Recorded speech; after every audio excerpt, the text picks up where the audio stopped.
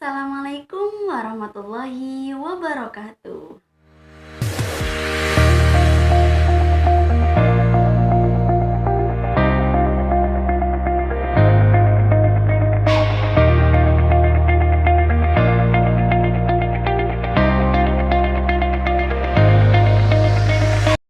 Oke, resensi buku tentang ilmu pendidikan. Nah, di sini saya telah membawa buku ilmu pendidikan dan praktek pendidikan dalam renangan yang ditulis oleh Muchtar Bohori. Oke, bisa dilihat. Nah, langkah awal dalam meresensi buku ini adalah mengenal biografi seorang penulis. Dalam buku ini menjelaskan bahwa seorang penulis ini bagaimana ya. Nah, Muchtar Bohori adalah sosok yang sudah lama berkecimpung di dunia pendidikan. Nah, beliau adalah alumni IKIP Muhammadiyah Jakarta. Beliau telah lama berkecimpung di dunia pendidikan dari 1949 sampai 1977. Nah, lama bukan? Dan studi beliau tentang pendidikan itu ada 3, yaitu yang pertama pedagogiek, yang kedua educational of psychology, dan yang ketiga educational planning.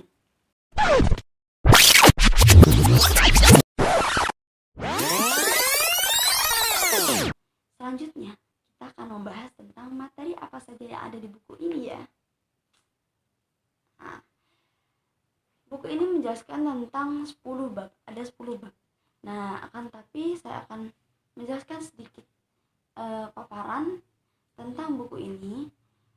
Buku ini menjelaskan tentang keresahan seorang teman-temannya, si penulis, dan seorang Muchtar Bohori ini. Mengapa? Karena adanya keputusan pemerintah bahwa pendidikan calon-calon guru ini, calon-calon sekolah menengah untuk berbagai mata pelajaran akan dipercayakan kepada universitas dan tidak lagi kepada IKIP.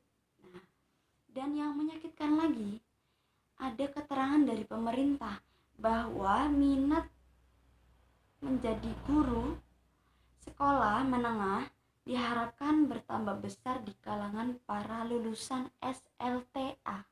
Nah, apabila pendidikan menjadi guru dilaksanakan melalui fakultas-fakultas ilmu pengetahuan murni di universitas, maka masyarakat IKIP pun, terutama fakultas ilmu pendidikan ini, merasa tidak dianggap dan tidak diperhitungkan, atau di bahasa Jawanya itu diuwungkan gitu. Nah, maka dari itu adanya beberapa solusi-solusi yang diungkapkan oleh si penulis dalam diskusinya bersama teman-temannya yang telah lama berkecimpung di dunia pendidikan. Maka dari itu di sini telah menjelaskan beberapa solusi-solusi tentang problematika yang ada pada dunia pendidikan. Nah, di sini menjelaskan ada 5 faktor yang mempengaruhi kualitas perilaku guru dalam melaksanakan tugasnya, tugas seorang pendidik. Nah, di sini juga ada, yaitu yang pertama kewenangannya yang benar-benar diserahkan kepada guru. Yang kedua, kualitas atasan yang mengawasi dan mengontrol perilaku guru agar perilaku guru ini selalu baik dan dapat dicontohkan kepada peserta didiknya. Nah, yang ketiga, kebebasan yang diberikan guru baik dalam kelas maupun luar kelas sebagai contoh bagi peserta didik. Nah, yang keempat, hubungan guru dengan murid-muridnya. Hubungan guru dengan murid-muridnya itu harus baik, harus saling bekerja sama. Dan yang kelima, pengetahuan guru tentang dirinya dan tentang kepercayaan terhadap diri sendirinya itu harus kuat. Nah, lalu di sini juga menjelaskan tentang materi bagaimana cara agar guru ini dapat menjadi pendidik yang benar. Nah, lalu ada dalam buku ini menjelaskan ada 3 persoalan yang terdapat dalam bidang pendidikan. Persoalan yang umum ya. Nah, apa saja? ada 3 persoalan. Yang pertama, persoalan fundasional. Yang pertama, persoalan fundasional atau persoalan yang masih dasar. Nah, yang kedua, persoalan struktur kelembagaannya. Yang ketiga adalah persoalan operasional atau yang bisa kita sebut persoalan praktisnya ya. Oke. Nah, di sini juga menjelaskan tentang mutu pendidikan. Mutu pendidikan itu yang bagaimana yang mau dibilang pendidikan benar itu. Lalu model mana yang bisa dibilang model pendidikan yang bisa jadi contoh. Nah, di sini telah dijelaskan ya. Lalu guru juga mempunyai ilmu guru. Nah, ilmu guru ini apa? Ilmu guru ini terdiri dari 3 pelajaran. Ada pedagogiek, ada didaktik, ada metodik. Nah, itu di situ istilahnya itu kayak pedagogiek. Nah, yang diterjemahkan dengan kata lain ilmu mendidik, yang dibahas bagaimana.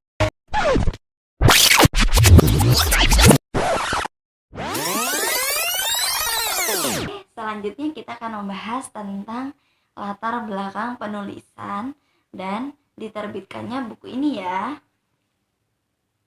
Nah, latar belakang penulisan yang ditulis oleh Muchtar Bohori ini, beliau seorang yang sudah lama berkecimpung di dunia pendidikan. Akan tetapi, waktu penulisan buku ini, beliau menjelaskan bahwa beliau sudah tidak berkecimpung di dunia pendidikan. Nah, beliau sudah di luar dunia pendidikan, sudah berada di luar kandang pendidikan. Nah, maka dari itu buku ini ditulis dengan pandangan seorang outside insider atau yang disebut seorang dalam yang sedang berada di luar. Nah, seperti beliau ini, seorang Muchtar Bohori. Mengapa beliau menuliskan buku ini? Dijelaskan di sini, dengan buku ini beliau ingin mengajak para masyarakat pendidikan Indonesia memperbarui dan mempersegar pemikiran kita mengenai masalah-masalah pendidikan yang ada. Karena menurut si penulis ini, masalah-masalah yang ada pada pendidikan ini, masalah yang ada pada dunia pendidikan saat ini sudah beda masalahnya dengan masalah yang terdahului, yang terlampau, yang masa lalu. Karena kenapa? Karena masalah ini muncul belum pernah kita hadapi. Nah, misalnya karena masalah ini muncul dari situasi masyarakat yang baru, yang berbeda dengan lalu. Tuh.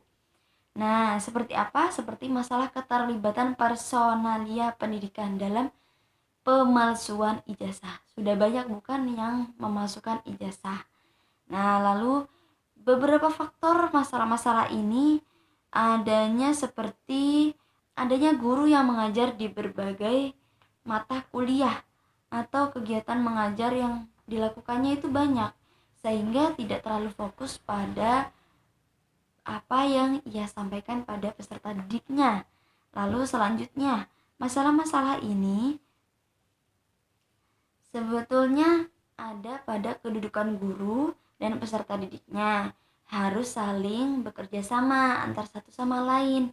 Nah, harus saling bekerja sama dalam mewujudkan pendidikan yang berkualitas. Nah, menurut si penulis ini, dalam menyelesaikan masalah ini dengan tuntas, ada 2 langkah yang harus kita lakukan. Apa saja? Yang pertama, memperbaiki penghasilan guru dan menyesuaikan etika keguruan dengan perubahan tata nilai yang terjadi dalam masyarakat. Nah, di samping itu juga muncul masalah-masalah yang baru seperti kenakalan remaja, adanya konflik antar pelajar, adanya konflik antar sekolah, adanya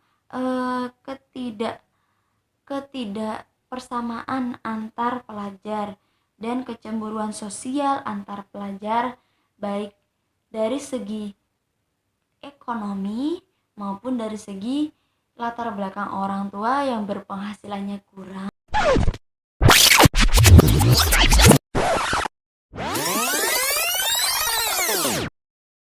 Di samping itu, muncullah beberapa masalah-masalah pendidikan yang bentuknya sama seperti masa lalu, tetapi mengandung faktor-faktor penyebab yang baru. Contohnya masalah kenakalan pelajaran yang tidak saja muncul, terus kenakalan antar pelajar, tindakan kriminal antar sekolah, konflik antar sekolah, konflik antar kelompok, antar kelompok sosial, dan adanya pelecehan kelompok-kelompok antara satu dengan yang lainnya, dan adanya kecemburuan sosial di antara para pelajar dikarenakan ekonominya atau dikarenakan kedudukan orang tuanya. Nah, maka dari itu muncullah buku ini untuk menangani dan membuka mata lebar-lebar oleh para pembaca, khususnya untuk para pendidikan dalam Indonesia ini, agar pendidikan ini lebih baik. Nah, waktu pun berjalan dan akhirnya buku ini dapat diterbitkan oleh penerbit IKIP Muhammadiyah Jakarta Press dan Tiara Wacana.